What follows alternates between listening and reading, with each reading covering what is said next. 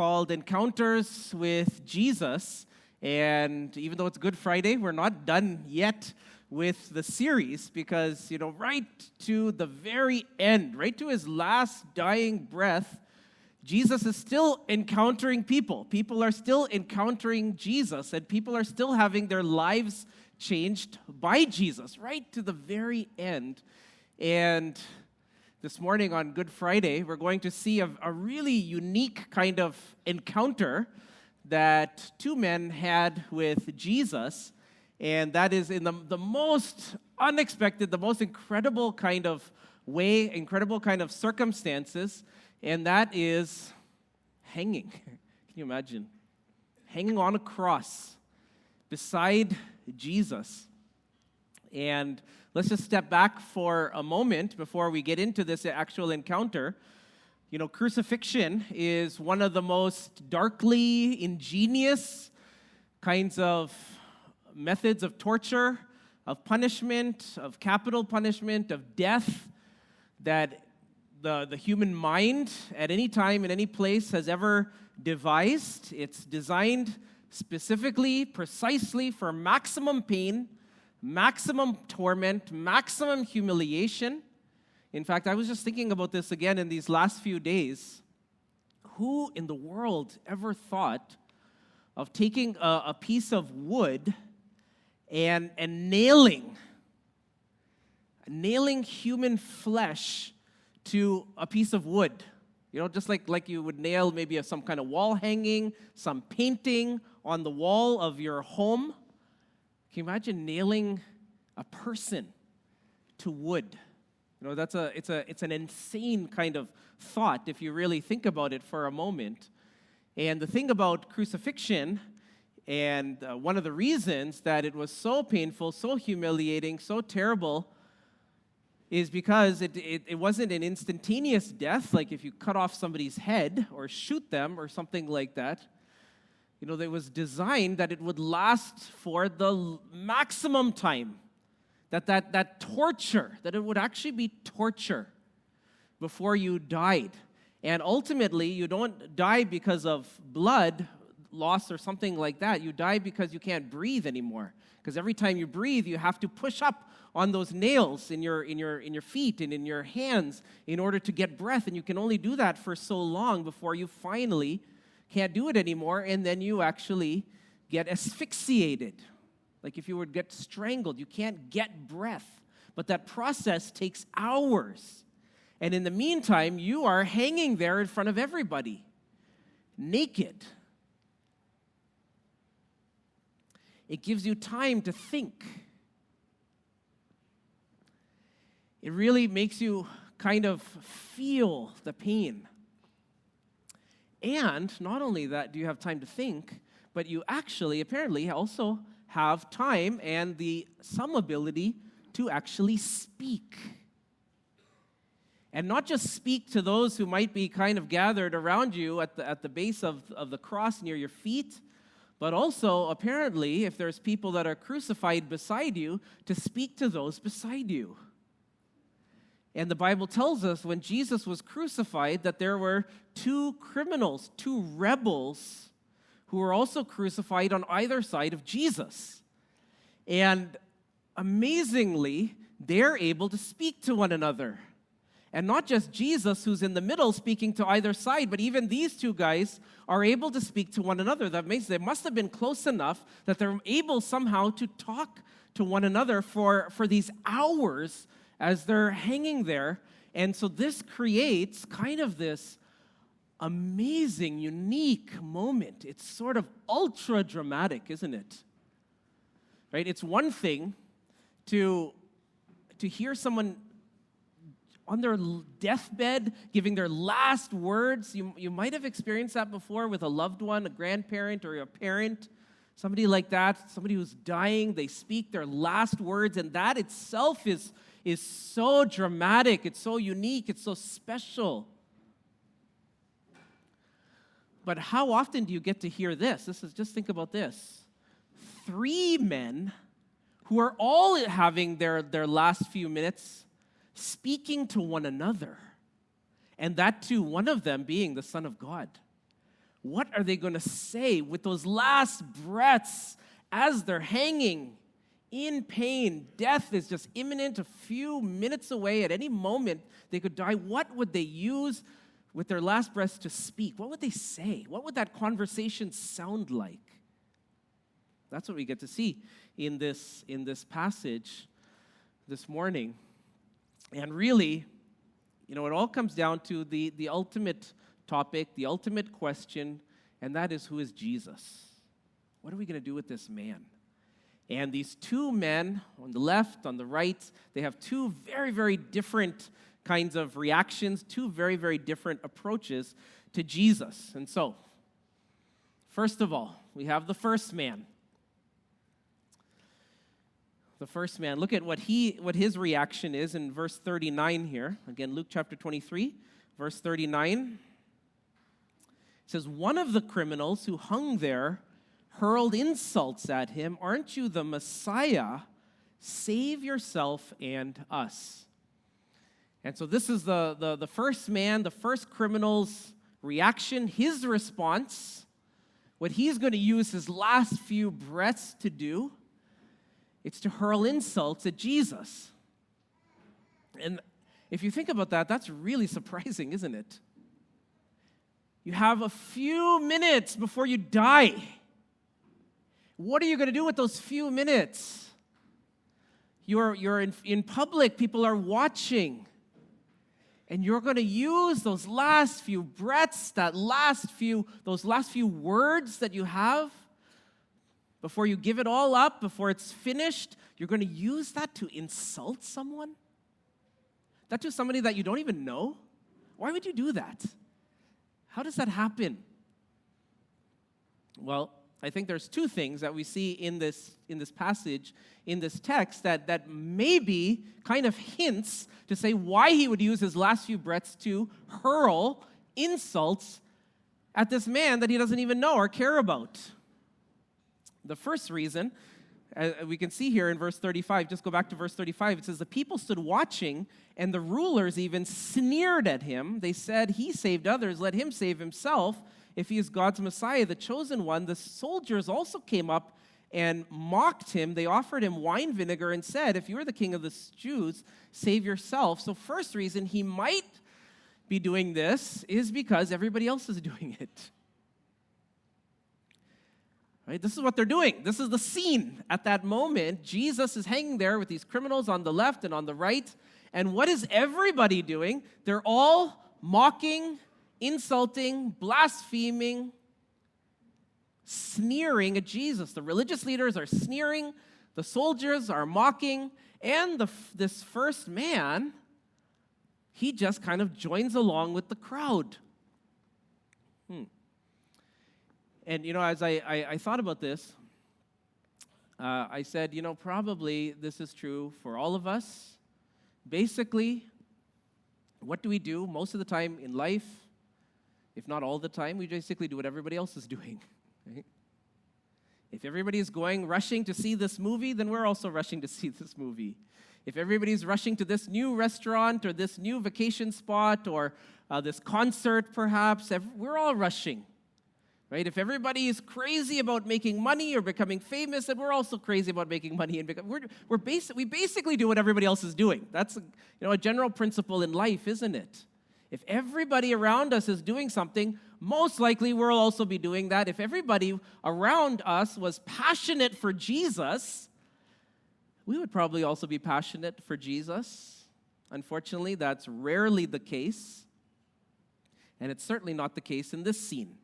In this circumstance, everybody is hurling insults at Jesus, and this man just joins in. That's what we mostly do in life. Just kind of follow the crowd, do what everybody else is doing, just like this man does. But there seems to be another thing that this man is doing. If you just notice again, his last words, at least that we have recorded here, again in verse 39, it says, one of the criminals who hung there hurled insults at him. Aren't you the Messiah? Save yourself and us. Just think about those words for a second. It's basically a challenge, isn't it? It's a challenge. If you really are the Messiah, the Savior, then save me. Save yourself. Save me. And if you're really the Messiah, and if you really be able to do that, and you really prove it, then of course I'll trust you. Of course I'll follow you. Of course I'll believe in you, and probably everybody else in this crowd will too. Right? It's a challenge. And again, interestingly, both of these reasons that we see this man hurling insults at Jesus are surprisingly common. Even for us, even today, why do people reject Jesus? Why do people mock Jesus? One is because the whole crowd, the whole world doesn't care about Jesus. Right? But even the second reason, right? The whole world would say, right? If God, if you're real, Jesus, if you're real, heal my mother, heal my child. God, if you're really there, Jesus, if you really exist, then get me out of debt. Get me this job, make this person like me, make this person willing to marry me. Jesus, if you're really real, then do this, and then I'll believe in you. Right? Have you heard that before? Have you said that yourself? There's a couple problems with that, with challenging Jesus that way, with challenging God that way. One of the problems is that it's kind of like you're basically saying to God, I'm the all-knowing one. I'm the all-wise one. I will tell you what to do. Right? I'm going to set up a test for you because I know who needs to be healed, who needs a job, who needs to get married to who, and I will tell you. And by the way, I'm kind of acknowledging that you're the all-powerful one, and you can do it. You can do anything. And I'm completely dependent on you to do it, but I will tell you what to do. So in other words, you're all-powerful, but I'm smarter. You need to take instructions from me because you don't seem to know what's really going on. And you don't seem to know what I really need at this moment. So I'll tell you, and if you do what I say with all your power, then I may just believe in you. Right? In other words, again, God is all-powerful, but I'm smarter. He's stupider. He needs to take instructions from me because he doesn't seem to know what to do, and I can tell him. And that kind of gives you a hint of the second problem, I would say, with challenging Jesus like this, which is you're basically telling Jesus, I know what to do. I know what needs to be done. And if you just would do it, I will give you the honor of submitting to you. As if God was up there just saying, oh, please, please, please, please, please, Arvind, please. If you could just kind of worship me, that would make me so thrilled. Right? If we challenge God, if we don't submit to Jesus, he's not the loser. We're the loser, aren't we? Right? Of course, God is happy. God is pleased. He wants us to submit to him and believe in him and trust in him. But if we don't, it's no loss for him, right? He wants us to do it for our sake, not his. First man rejects Jesus, even hurls insults at Jesus. Again, surprisingly common ways. One is because everybody else is doing it. Secondly, he challenges Jesus. If you'll do this, then I'll believe in you. How foolish, how foolish. The second man, slightly different response. But the thing that's really interesting about this second man is that Matthew tells us something very different. Just look at this. Matthew 27, verse 44, it says, in the same way, the rebels who were crucified with him also heaped insults on him. Wait a second. Again, in the same way, the rebels who were crucified with him also heaped insults on him. Matthew tells us There's two people crucified on either side of Jesus, and they were both heaping insults on him. Now, is there a contradiction between Matthew and Luke? What is going on here? Well, it seems like what is going on here is that the second man actually changes his tune. He actually is changed. Over the course of time that he's hanging there with Jesus, he actually changes. How does that happen? What happens to this second man that 1 minute or a few hours earlier, even a few minutes earlier, he's also heaping insults on Jesus, and now he's doing something very different towards Jesus? Well, I think, we have some kind of idea, some hints as to what happened to the second man that made him change. Look at verse 40. It says, the other criminal rebuked him. Don't you fear God, he said. Since you're under the same sentence, we are punished justly, for we are getting what our deeds deserve. Maybe a hint of what happens in the heart of the second man as he's hanging there on the verge of death. I think it looks like he realizes his position before God. Right? He says across Jesus to the other guy, don't you fear God? Don't you realize we're getting what we deserve? It's true. We're murderers. We're criminals.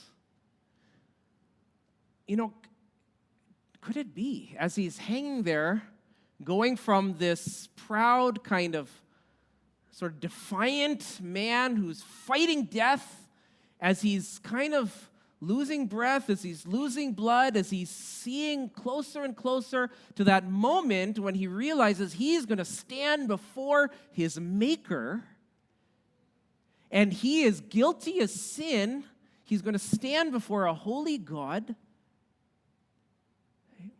Could it be that he's beginning to realize, wait a second, he's beginning to, this fear of God. Don't you fear God? It's kind of gripping his heart. He's realizing in a moment, any moment now, he's going to stand before a holy God as a sinner. It seems like that's the first thing that happens to him, literally, as he's hanging on the cross. But the second thing that seems to happen to him is that he realizes who Jesus is. Right? Again, if you look at verse 40, the other criminal rebuked him. Don't you fear God, he said, since you are under the same sentence. We are punished justly, for we are getting what our deeds deserve, but this man has done nothing wrong.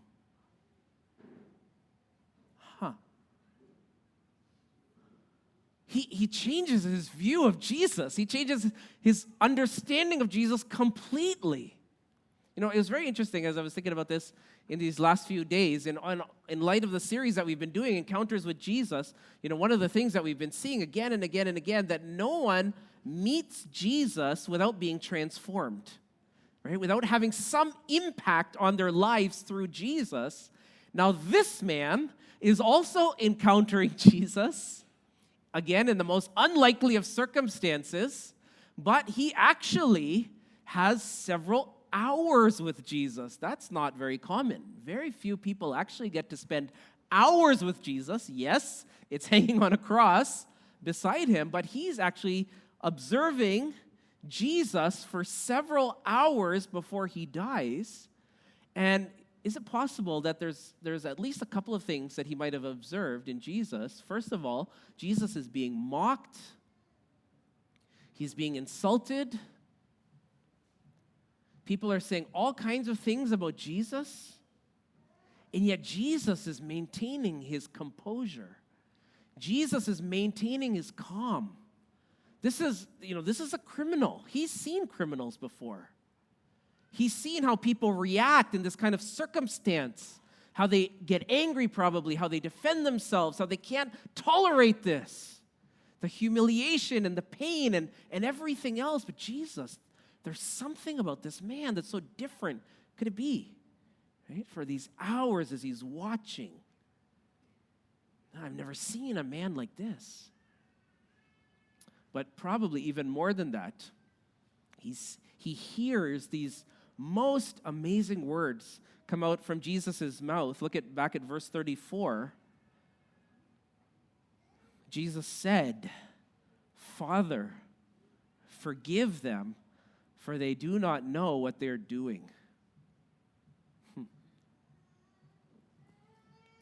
This is a man unlike any other, who hangs on a cross in the midst of all the mockery, in the midst of all the humiliation, in the midst of all the pain, and says, "Father, forgive them."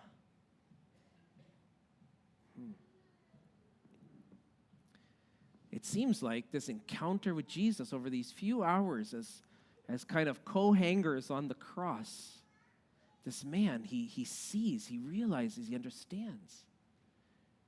This man really is someone different, even the Son of God. He realizes his position before God, he realizes who Jesus is, and then he makes a simple appeal to Jesus. Again, verse 42, it says, "Then he said," now catch these words, "Jesus, remember me when you come into your kingdom." Wow. Just a few words from a dying criminal, minutes, maybe even seconds before his death, as he hangs on a cross. "Jesus, remember me when you come into your kingdom." And, I think these words are full of glory and full of humility.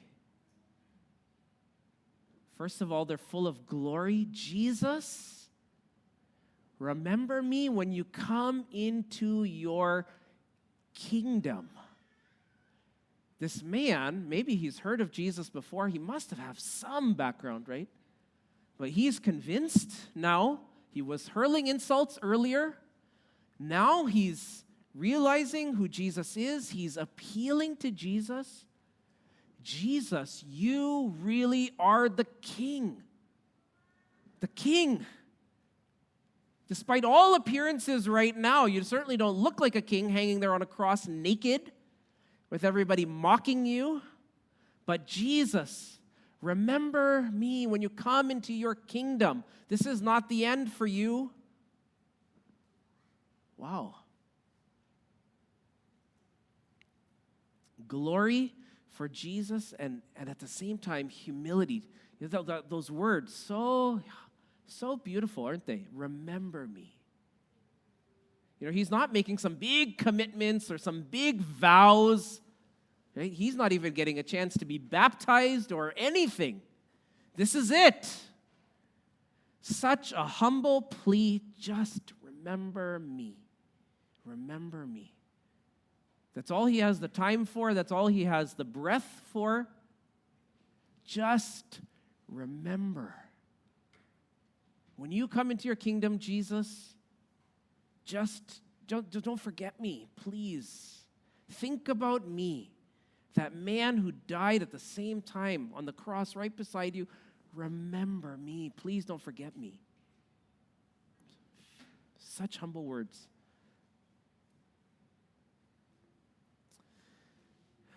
And finally, we come to the third man hanging there on that first Good Friday.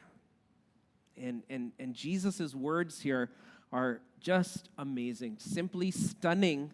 Verse 43, Jesus answered him, "Truly I tell you, today you will be with me in paradise."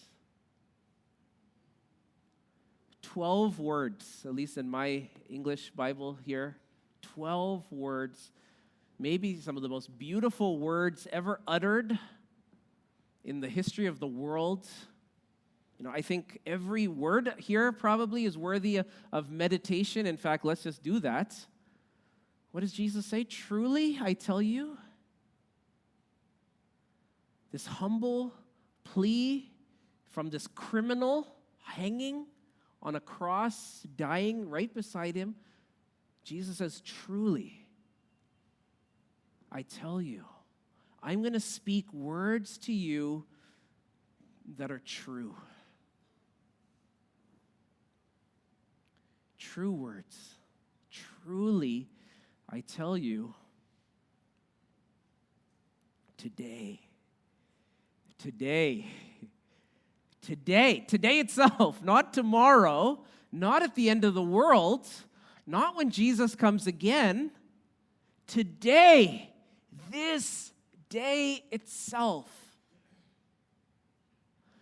I remember many years ago now, probably almost 25 years ago, I was at a funeral service, and the pastor was preaching at the funeral service of this member of a church that I was a part of, and we were all sad, we were all crying. He passed away, we all loved him, and the pastor preached on this passage, on this sentence, the statement from Jesus, and he kept saying these words, today. You know, 25 years or so later, those words are still ringing in my ears. Today. You know, I just realized for the first time 25 years ago, as I was attending that funeral service, looking at that coffin, that man, that brother, that when he closed his eyes here on earth, he opened them with Jesus. Death, for those who believe in Jesus, will humble themselves before Jesus. Death is simply a gateway from this life to something far greater. Today. Truly, I tell you, Jesus says, today, this very day, what? You, criminal, murderer, awful person, despised person. Nobody even cares about you, right? At least Jesus is getting some attention on this day. This guy, he's dying. He's being crucified, the worst day of his life, and nobody even cares about him. He's a loser. Talk about a failure. You have done everything wrong in life. And now you're hanging on a cross, struggling to breathe, and nobody even is giving you the time of day. You, Jesus says, it's you I'm talking to. Truly, I tell you, today you will be, not might be, hopefully, should be, can be. You will be. You will be where? With me. You will be with Jesus. Wherever Jesus is paradise, isn't it? You'll be with me. You've asked me to remember you, Jesus says, and I can't get you off my mind. I can never forget you.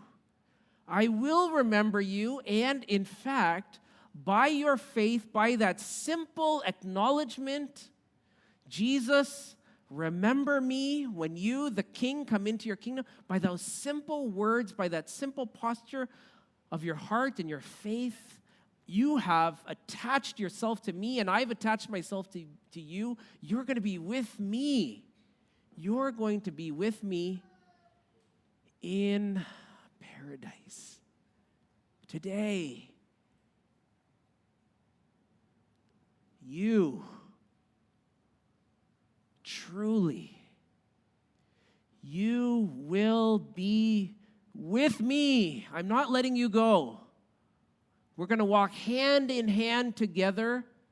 Where to? Paradise, beyond your wildest imagination. That's where we're going. It feels really bad right now. It doesn't get any worse than this. Hanging naked with nails, hung on a tree, mocked, humiliated, And yet today,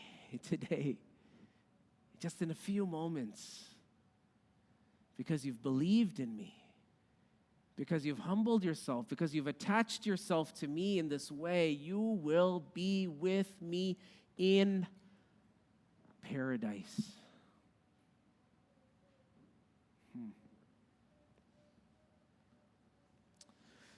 What does this mean for us today?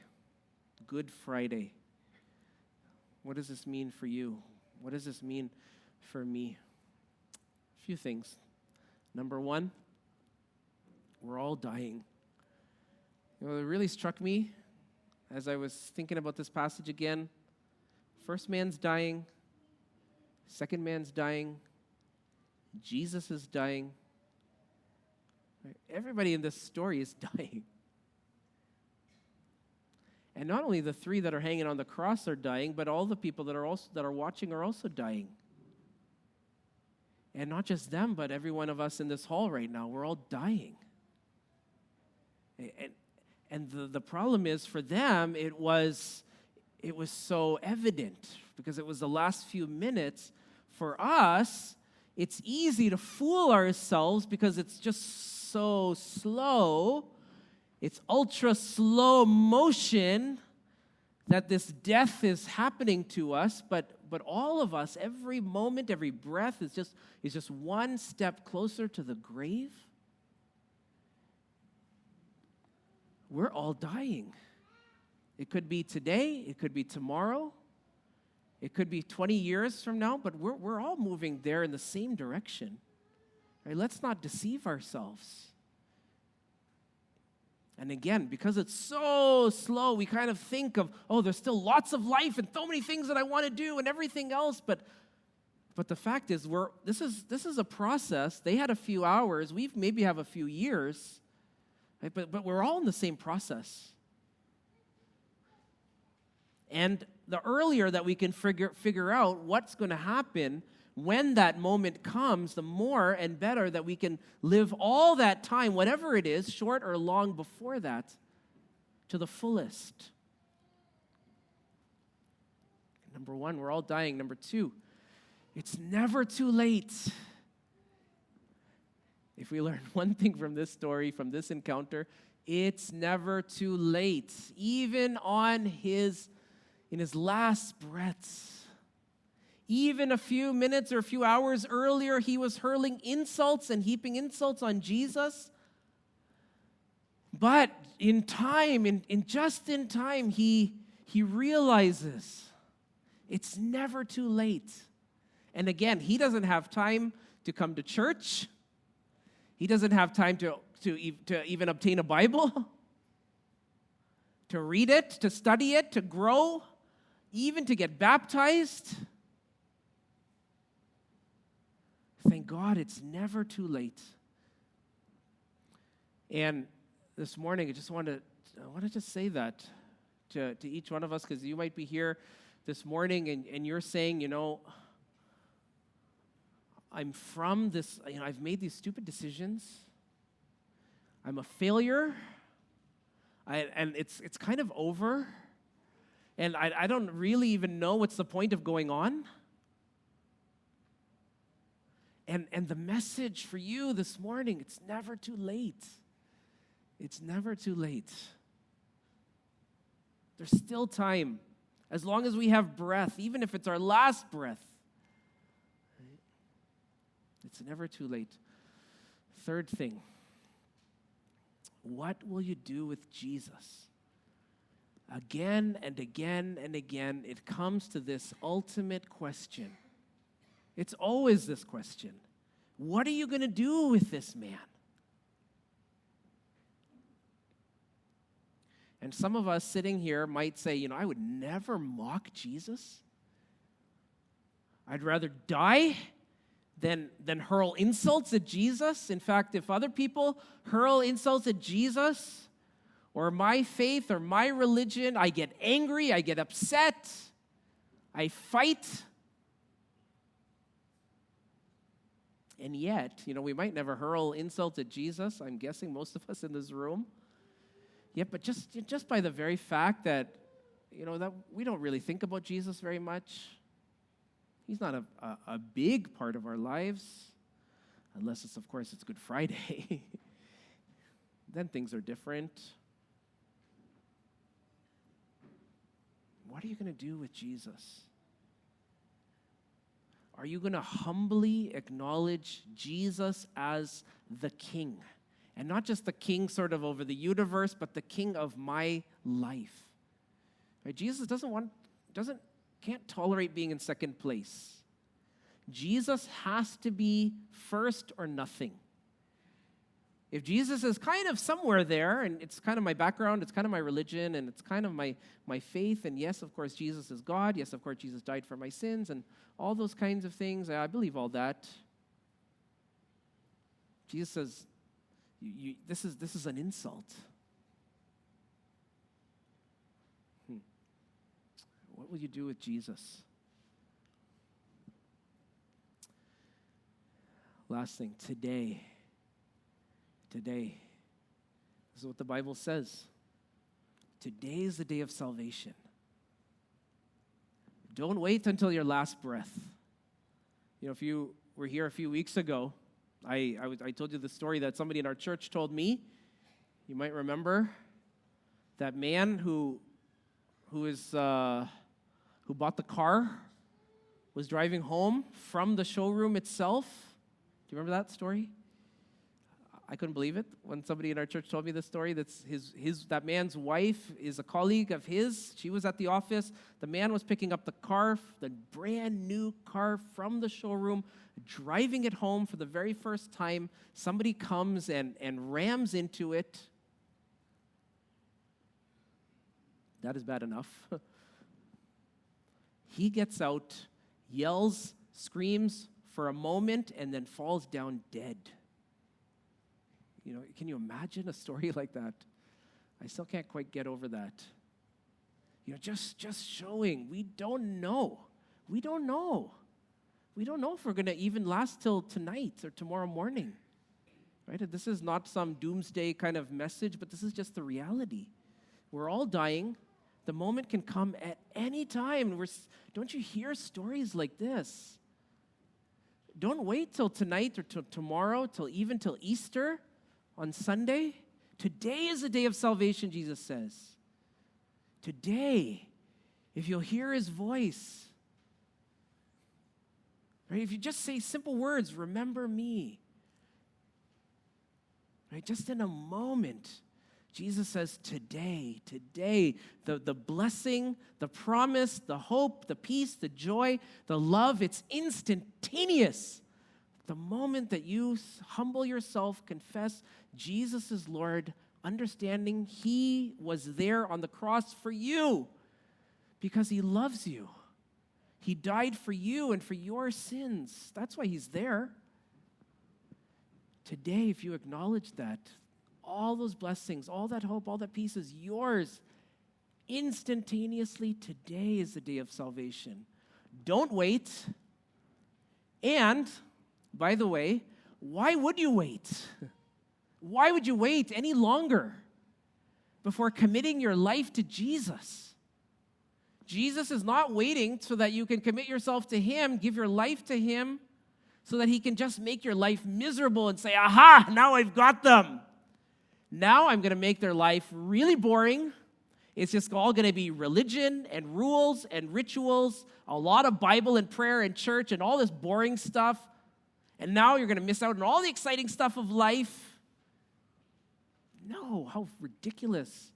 Jesus has better plans for you than even you have for yourself. Jesus has bigger dreams for you, for your family, for your children, for your future than even you have for yourself. He's not out to make your life boring or miserable. He's here. He died to give you life, eternal life, abundant life, life that this world could never offer. As nice as things look on Instagram and everything else, right? Jesus is where we find real life. Today is the day of salvation. If we will humble ourselves, even on this Good Friday, what a day. The best day. seeing Jesus hanging there on the cross, full of love, paying the ultimate price for you. If you will just reach out to him, remember me, Jesus, my King.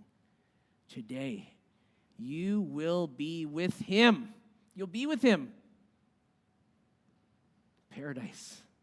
It begins now, and it only gets better for eternity.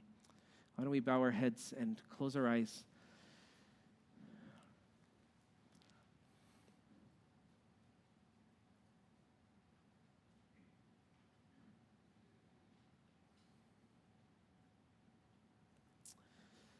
In a moment, we're going to go to the communion table to remember Jesus' death for us, his body bruised, battered, shattered, broken for us, his blood flowing for us. Jesus sweating, heaving, nails in his hands, nail in his feet, until ultimately he can't pull himself up any longer for breath. And worse than any of that physical pain, the wrath of God, the judgment of God that I deserved, that you deserved, that for our sins, he takes it all on himself.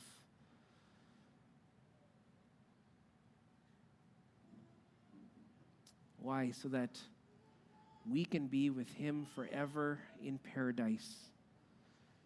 Whatever happens in this life, that hope, that promise, that love, that relationship is ours forever.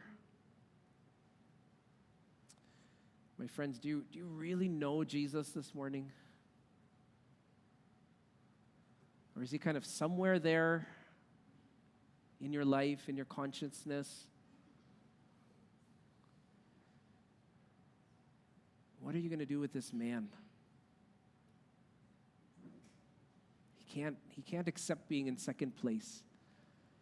He wants to be the king or nothing. Today is the day of salvation. Let's commit ourselves to Jesus this morning. Maybe for the first time, honestly, for real. Maybe for the 1,000th time. No one loves you like Jesus. No one died for you. Let's just take a moment as we reflect on these things on this Good Friday morning.